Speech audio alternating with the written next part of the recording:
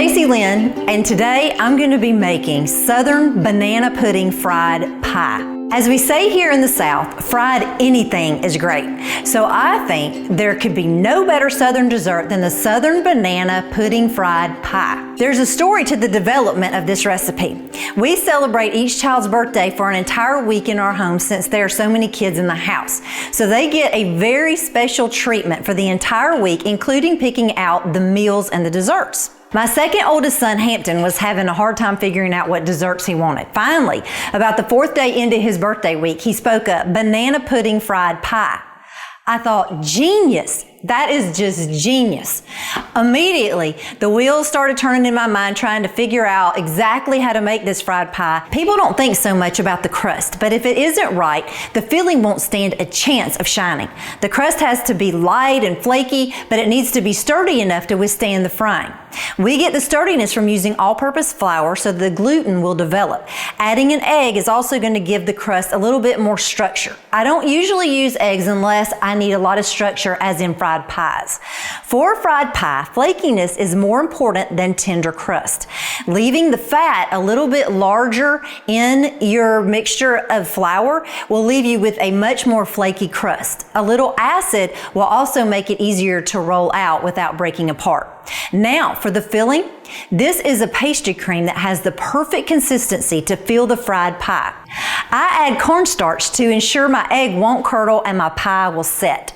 Lastly, your bananas need to be ripe or the texture and the flavor is going to be off. You'll want the bananas to have a few brown spots on them. So the first thing I want to show you how to do is to make the crust, because you're going to have to refrigerate it for at least 30 minutes before you use it. So you probably need to start with the crust when you make these fried pies or any fried pies. So the first thing you want to do is to mix your shortening in with your flour and salt.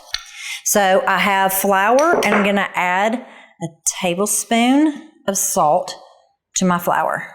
Okay, and then I'm just going to cut the shortening right into it. I'm going to leave the shortening in this particular crust a little bit bigger than I normally would. Usually I want it to look like oatmeal crumbs, but I'm going to leave these a little bit bigger because it's going to help with the structure. It's going to help with the flakiness, and I'm going to be adding egg to give it a little bit more structure. Okay, so it's not going to take long at all to cut this in. Okay, in another bowl, I'm going to put an egg, about 8 tablespoons of ice cold water. You want all of your equipment to be as cold as possible when you're making a crust so that it'll make it nice and flaky. Okay. Okay. And a little bit of vinegar also to help when I roll it out later on. Okay. Gonna mix that up really good. I'm just gonna use my pastry cutter to do that. Okay. All right, now I'm just going to pour it down into the well of the flour. And I'm going to use a spoon at first, and then I'm going to get my hands in there, and I'm just going to kind of cover it up. And I'm not going to do too much manipulating with my hands, because if I do, it's going to make it tough, and I don't want that. So I'm just going to bring it together, and once it comes together, I'm going to form a ball.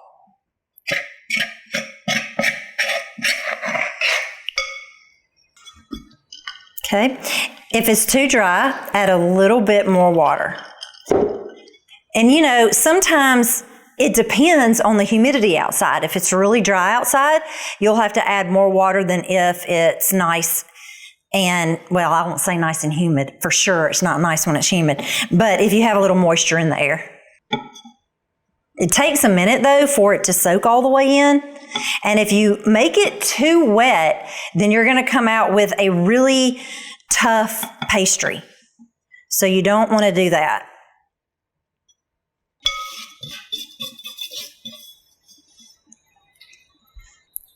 Okay. So you can either cut this into 4 discs, or if you're going to have it in the refrigerator overnight, you can just put the whole disc, a big one whole disc in the refrigerator. Okay, so you're going to wrap it in plastic wrap and put it in the refrigerator for at least 30 minutes before you roll it out to make your fried pies. Next, we're going to make the filling. This is super easy. You don't have to go to the store and get the boxed kind. You can if you want to. It'll be fine if you do. But this is super easy, and I don't think you'll ever want to do that kind again. This has the best flavor that you will ever find.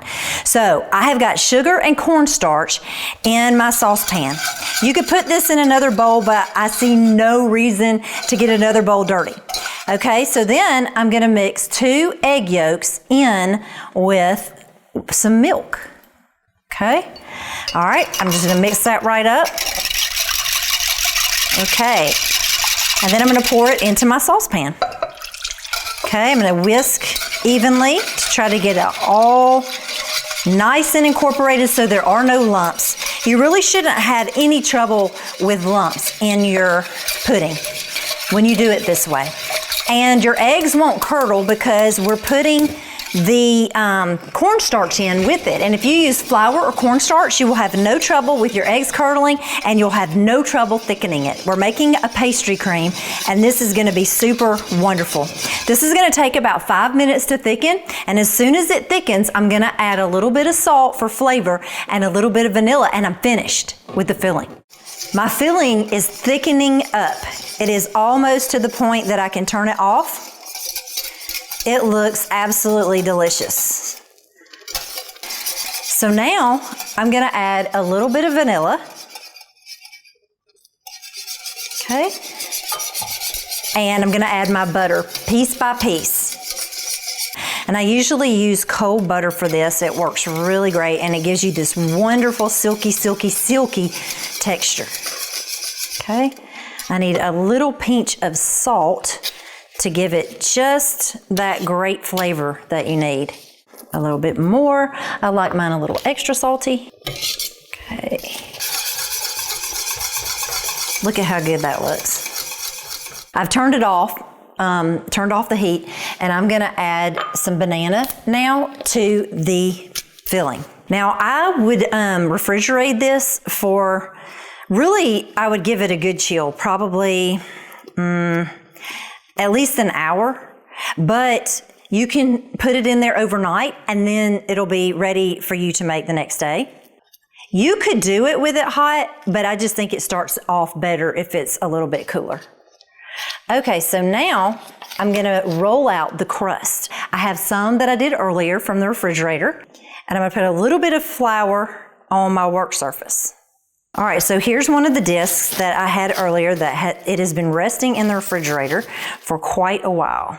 Okay, I'm gonna cut that in half because really all I need is 1/8 of an inch. So I'm gonna roll this out to 1/8 of an inch. So it's best if you put flour on top and underneath so that your rolling pin won't stick to this and it won't stick to your surface.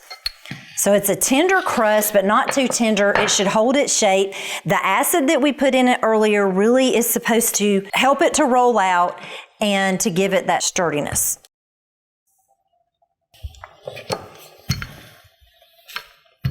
Okay, so I have a 4.5 inch bowl that I'm just going to trace around with a sharp knife.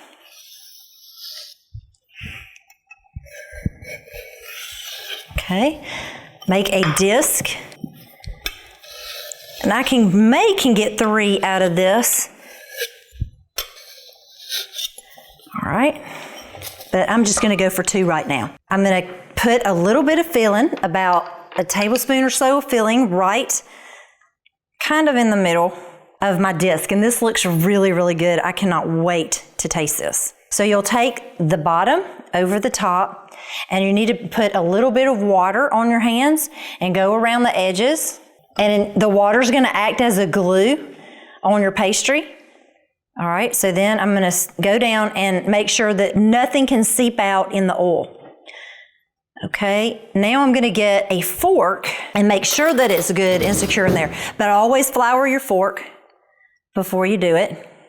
And make sure you don't poke through to the filling. This is really quite fun. Therapeutic.